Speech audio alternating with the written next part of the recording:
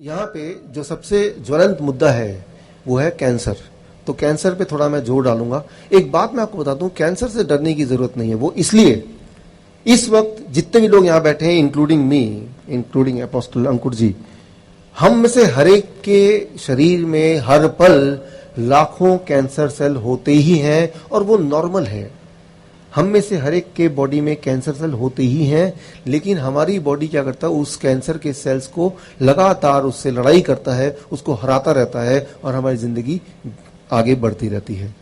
अगर कैंसर का टेस्ट कराएंगे, नॉर्मली हम कराते नहीं हैं, तो ऐसा कोई नहीं मिलने वाला जिसके अंदर कैंसर सेल नहीं होंगे, राइट। तो कैंसर से डरने की जरूरत नहीं है, क्योंकि कैंसर तो हमारे बॉडी में हर एक में है, सिर्फ उन्हीं के बॉडी में नहीं होगा जो डेड बॉडी है।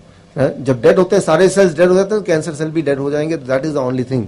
लेकिन अदरवाइज कैंसर सेल्स बाकी सेल्स की तरह है। वो इनको थोड़ा सा आप पंजाबी में मतलब आसान भाषा में, कैंसर सेल है क्या? कैंसर सेल एक बिगड़ा हुआ सेल है, जो क्या है? कैंसर सेल किसे कहते हैं, मतलब बॉडी में होता कैसे है? हाँ, इस पे आते हैं।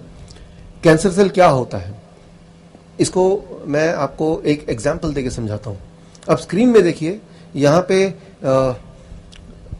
Lung cancer, blood cancer, breast cancer,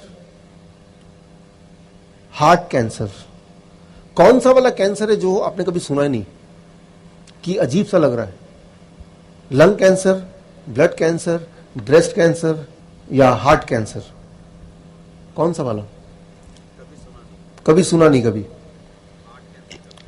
heart cancer कभी नहीं सुना। ये हार्ट कैंसर कभी सुना आपने? कोई आया हो आपको, ये मुझे तो हार्ट में कैंसर हो गया, आपको अजीब सा लग रहा होगा, या आपको ये एक जोक सा लग रहा होगा कि हार्ट कैंसर तुमने कभी सुना नहीं। लेकिन सोचने वाली बात है कि बॉडी के सारे अंग में ब्रेन ट्यूमर होता है, ब्रेन कैंसर होता है, इंटेस्टाइनल कैंसर होता है, स्टमक में कोलोन कैंसर होता है, लिवर कैंसर होता है, किडनी में हो सकता है। हार्ट कैंसर तो कभी सुना नहीं। हार्ट कैंसर तो कभी किसी को होता नहीं। हार्ट में कैंसर क्यों नहीं होता? इस सवाल के जवाब के अंदर छुपा है कैंसर क्या है और कैंसर से कैसे हम लड़ें। बहुत सिंपल है। देखिए, कैंसर क्या है, सबसे पहले उसकी बात करते हैं। आपके शरीर में ब्लड वेसल को हिंदी में क्या बोलेंगे? नाड़ियां, जिससे ब्लड फ्लो होता है, राइट, पूरे शरीर में। वो सारे ब्लड वेसल्स को, नाड़ियों को अगर एक के बाद एक लगातार लगा दें, तो उसकी जो लेंथ होगी, लंबाई होगी, वो करीब होगी 60,000 किलोमीटर। बहुत ही लंबा। छोटे ब्लड वेसल हैं, बड़े नाड़ियां हैं, छोटी हैं साइज वाली, सब मिला के 60,000 किलोमीटर उसमें ब्लड, खून दौड़ता है। लेकिन हमारे लाइफस्टाइल की वजह से, हमारे खान पान की वजह से उसमें कहीं कहीं ब्लॉकेज आ जाता है, यानी कि कहीं कहीं रुकावट आ जाती है। और जब रुकावट आती है तो उसके आगे जो सेल्स होते हैं, उसको ब्लड से खाना या ऑक्सीजन या शुगर मिलना बंद हो जाता है। जब ब्लड से सप्लाई बंद हो जाएगी शुगर की या खाने की या न्यूट्रिशन की या ऑक्सीजन की, तो वो सेल्स के साथ क्या होने वाला है? वो सेल्स नॉर्मली मर जाएंगे। और जब वो सेल्स मर जाएंगे तो उस वाले ऑर्गन में आपको तकलीफ होगी, दर्द होगा, और वो आपको पेन होगा, डिस्कम्फर्ट होगा। सो ये तो भी एक बात है।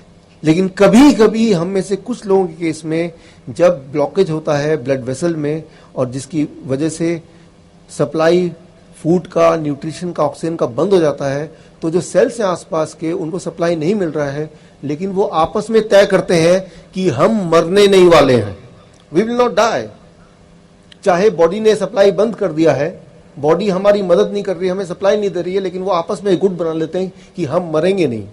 तो फिर क्या करेंगे?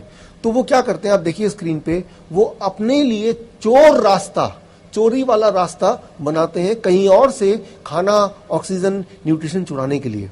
इसे मेडिकल भाषा में बोलेंगे एंजियोजेनेसिस। तो वो जो सेल्स हैं जिनको खाना देना बॉडी ने बंद कर दिया क्योंकि ब्लॉकेज था, वो सेल्स आपस में मिलके एक ऐसा चोर रास्ता बनाते हैं, जिस चोर रास्ते की वजह से वो कहीं और से खाना वगैरह चुरा सकते हैं, ऑक्सीजन की सप्लाई ले सकते हैं और जिंदा रह सकते हैं। ये तो भी एक बात।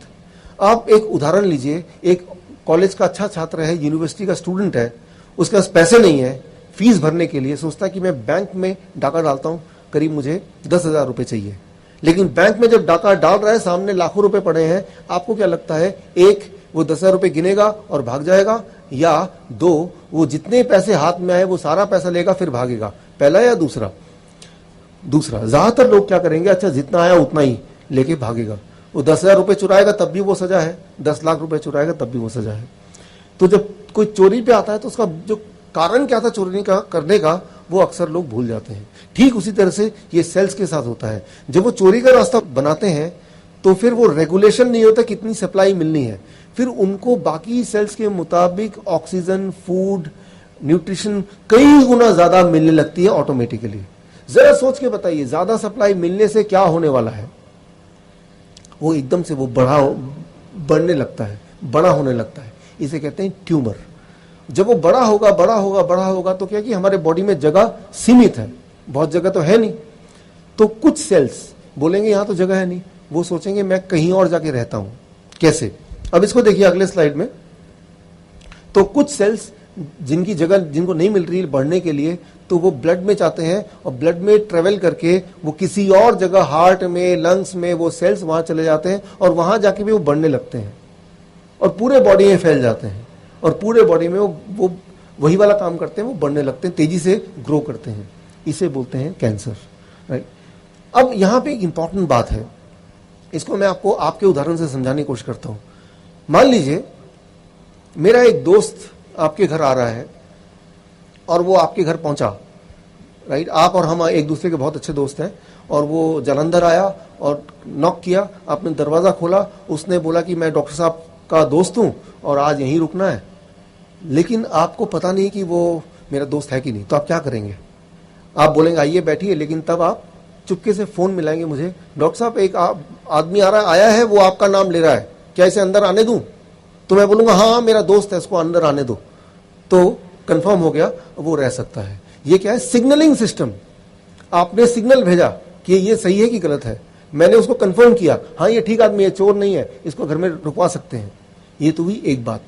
अब इमेजिन कीजिए अचानक आपके घर में सुबह सुबह एक नॉक करता है कोई आदमी और जब खोलते हैं तो बोलते हैं भाई डॉक्टर साहब ने मुझे भेजा है और आज यहीं रुकना चाहता हूं, और आप उसको बोलते हैं बैठिए और फोन लगाते हैं, लेकिन फोन का सिग्नल नहीं मिलता है। अब आप क्या करेंगे? उसको भगा देंगे या बोलेंगे आप बैठिए?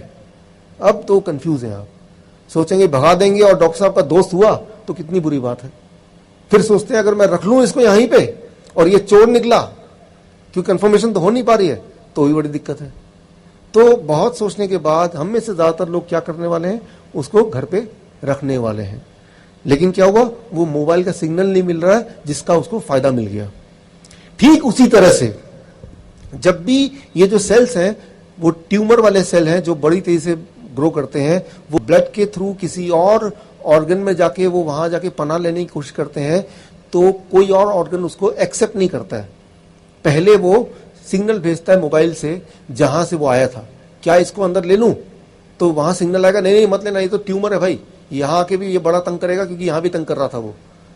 तो इसका मतलब कैंसर वो फैल नहीं सकता क्योंकि सिग्नलिंग सिस्टम ठीक है। हम में से ज्यादातर लोगों की सिग्नलिंग सिस्टम ठीक है, इसीलिए वो कैंसर फैलता नहीं। कैंसर हम सबके बॉडी में है, जिंदगी भर रहेगा, लेकिन वो फैलेगा नहीं। लेकिन कुछ केसेस में हम में से कुछ लोगों में वो सिग्नलिंग सिस्टम फेल हो गया, तो फिर ऑर्गन ने पूछा सिग्नल करके कि ये जो ट्यूमर का सेल है, ये सेल जो नया आया है इसको ले लूं, लेकिन सिग्नलिंग सिस्टम फेल हो गया और वो जाके वहां पे बस गया। तो ट्यूमर बॉडी के हर सेल में फैलने लगी, इसे हम बोलते हैं कैंसर। सो कैंसर का मतलब क्या है? सिग्नलिंग सिस्टम फेल अगर हो जाए बॉडी की आपस की जो कम्युनिकेशन है अगर वो बंद हो जाएगा या वो ठीक से नहीं होगा, उसे बोलते हैं कैंसर। यानी कि तब कैंसर फैल गया, कंट्रोल में नहीं है, राइट। अच्छा, तो अब एक इंपॉर्टेंट क्वेश्चन आएगा, क्या करना होगा? कुछ ऐसा कीजिए कि सिग्नलिंग सिस्टम ठीक कर दीजिए। ठीक हो जाएगा तो फिर क्या होगा? ठीक होते ही इमेजिन कीजिए वो जो आदमी है आपने अपने घर में बिठाया, आपने मुझे फोन लगाया, मेरा फोन लगा नहीं, सिग्नलिंग सिस्टम ठीक नहीं था, लेकिन यहां बैठा और आप नजर रखे हुए हैं इस आदमी पे और लगातार फोन मिलाने की कोशिश कर रहे हैं। एक दिन के बाद सिग्नलिंग सिस्टम ठीक हो गया। अब मैंने बताया अरे भाई वो आदमी जो है ना वो चोर है, भगाओ वहां से। तो एक दिन में बहुत ज्यादा नुकसान तो नहीं किया उसने, लेकिन एक दिन के बाद सिग्नलिंग सिस्टम ठीक हो गया तो आपने कुछ ना कुछ करके उसको भगा दिया। ठीक उसी तरह से कैंसर सेल काम करता है। अगर हम अपने बॉडी का सिग्नलिंग सिस्टम को ठीक कर लें, कितना भी बड़ा कैंसर क्यों ना हो, उसको भागना ही भागना है, वो रह नहीं सकता। Thank you. ये सब गॉड का बनाया हुआ है, हम सबके अंदर पहले से ही है, सिर्फ इसको ऑन करना, इसको यूज कैसे करना, उतनी छोटी सी बात है, राइट। सवाल यह कि सिग्नल सिस्टम को ठीक करें कैसे। उसके लिए एक सवाल आता है, सिग्नल सिस्टम गड़बड़ हुआ कैसे, खराब कैसे हो गया, वो मोबाइल में सिग्नल गया क्यों नहीं। बहुत सारे कारण हैं उसमें, लेकिन एक कारण मैं बताना चाहता हूं।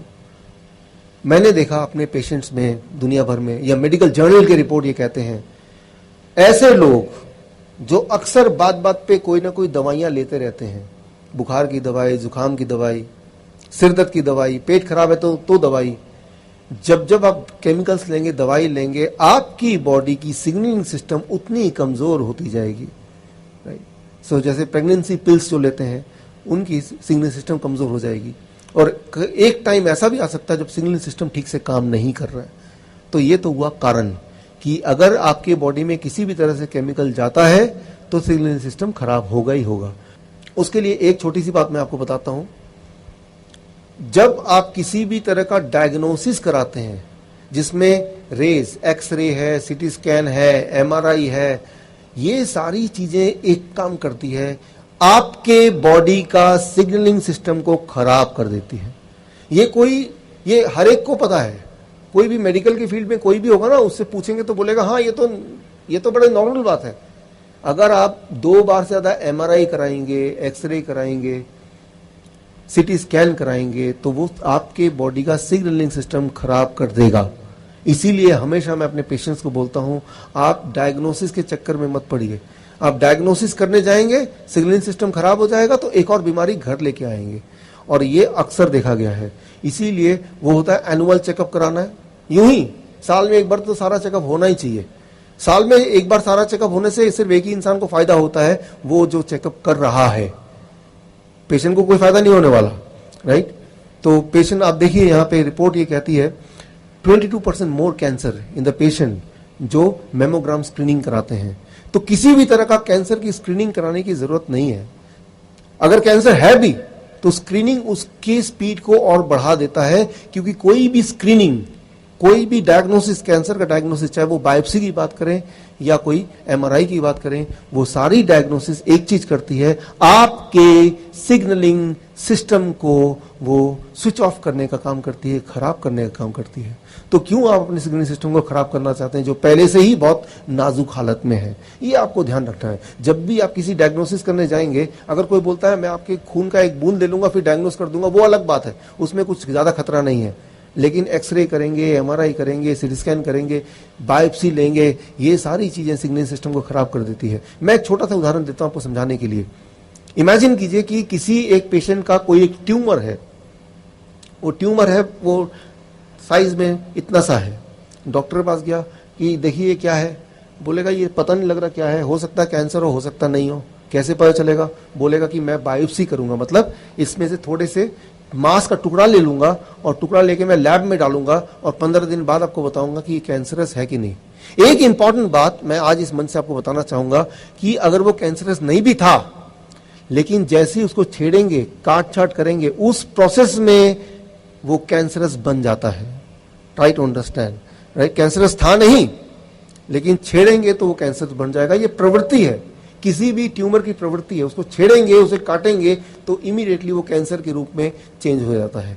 तो कभी भी उसको छेड़ना नहीं है, उसमें काटने के लिए किसी को अनुमति नहीं देनी है। बायोप्सी करेंगे क्या जान के, राइट। दो ही चीज हो सकती है, तो कैंसरस सेल होगा या कैंसरस नहीं होगा। अगर तो है तो उसका सोल्यूशन क्या है मैं आपको देने ही वाला हूं, और अगर तो नहीं है तो क्यों आप पंगा ले रहे हैं, क्यों आप उसको छेड़ने की कोशिश कर रहे हैं। डायग्नोसिस की एक बड़ी इंटरेस्टिंग बात है कैंसर के केस में। यहाँ पे कैंसर के बारे में थोड़ी जानकारी लेनी आपके जरूरी है। थोड़ा टेक्निकल सब्जेक्ट है, लेकिन समझने की कोशिश कीजिए, आपके काम आएगा। आपके आसपास कैंसर के और भी पेशेंट उनके काम आएगा। देखिए, अक्सर भारत में या किसी भी देश में ये होता है कि पहले डायग्नोस करा लो तो उस कैंसर के पेशेंट के जिंदा रहने के चांसेस ज्यादा हैं, कैंसर का सक्सेसफुल इलाज होने के चांसेस ज्यादा हैं। जिन लोगों ने पहले कैंसर का इलाज शुरू कर दिया, यानी कि पहले डायग्नोस कर लिया, उनके रेट ऑफ सक्सेस ज्यादा है। अच्छा, कैंसर का इलाज को सक्सेस कब मानते हैं? उसका एक आंकड़ा पूरे दुनिया में है, जब इलाज शुरू हुआ उस दिन से लेके अगर वो पेशेंट 5 साल से ज्यादा जिंदा रहा, 5 साल 1 दिन भी जिंदा रहा, तो उसे सक्सेस बोलेंगे। सक्सेस का मतलब ये नहीं कि कैंसर चला गया, वो कभी कैंसर हुआ नहीं। सक्सेस का मतलब ये कि आपको या मुझे कैंसर है और आज से मेरा इलाज शुरू है, आज से लेके 5 साल 1 दिन हो गए, इलाज चल रहा है, मैं परेशानी में हूं, लेकिन अगर 5 साल बीत गए और मैं जिंदा फिर भी हूं, तो यानी कि वो सक्सेस केस बोलते हैं। अब देखिए, एक छोटा सा एग्जाम्पल मैं ले रहा हूं आपको समझाने के लिए। एक आदमी है, पहले क्या होता था कि जब कोई दिक्कत होती थी तो जाके वो डायग्नोस कराते थे। आज क्या होता है कि यूं ही ईयरली चेकअप करते हैं।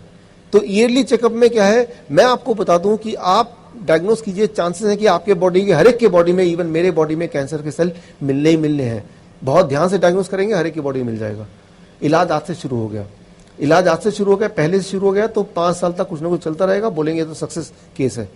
जबकि किसी को कैंसर है भी पहले के टाइम पे, आज से 10 साल पहले, तो मान लीजिए एक इंसान है, उसकी उम्र है 86 साल का, राइट, और 86 साल के में उसको पेट में दर्द होता है। अब वो डायग्नोसिस करने जाता है और इलाज अब शुरू होता है, और 90 साल की उम्र में वो मारा जाता है, तो ये फेलियर हो गया। लेकिन आज के केस में कि वो 2 साल पहले ही डायग्नोस करने चला गया, जब कोई तकलीफ भी नहीं थी, तो 2 साल पहले से इलाज करना शुरू हो गया, अब भी वो 90 की एज में मरा, तो इसको सक्सेस बोलेंगे। क्योंकि कितने साल जिया, अब 6 साल जिया, 6 ईयर्स, तो बोलेंगे देखो सक्सेसफुल केस है। जबकि दोनों केसेस में उसका जो लेंथ ऑफ लाइफ है वो सेम रहा। तो मैं यही बोलता हूं हमेशा पेशेंट को कि आपको डायग्नोसिस कराने की जल्दी नहीं करनी, डायग्नोसिस पे ध्यान नहीं देना है, सोल्यूशन पे ध्यान दीजिए, क्या करें कि उसको हम सॉल्व करें। एक बात सिंपल याद रखिए दिमाग में, अगर किसी के बॉडी में कैंसर सेल है तो वो सिर्फ एक जगह नहीं है, वो पूरे बॉडी में फैल चुका है। एक जगह ज्यादा है तो वहां ज्यादा और जल्दी दिखाई दे रहा है। अगर उसको इलाज करने लगेंगे सर्जरी से, रेडियोथेरेपी से, तब तक थोड़े दिन बाद बाकी जगह दिखाई देगा, तीसरी जगह दिखाई देगा, चौथी जगह दिखाई देगा, आप उस उलझन में पड़ जाएंगे। कोई ऐसा काम करना चाहिए कि सब के सब कैंसर सेल एक ही बारी में खत्म हो जाए। उसके लिए जो मॉडर्न साइंस है, आज का साइंस, एक टेक्निक उन्होंने निकाली है, वो आपको बताता हूं, जो घर बैठ के आप सब कर सकते हैं। उसके लिए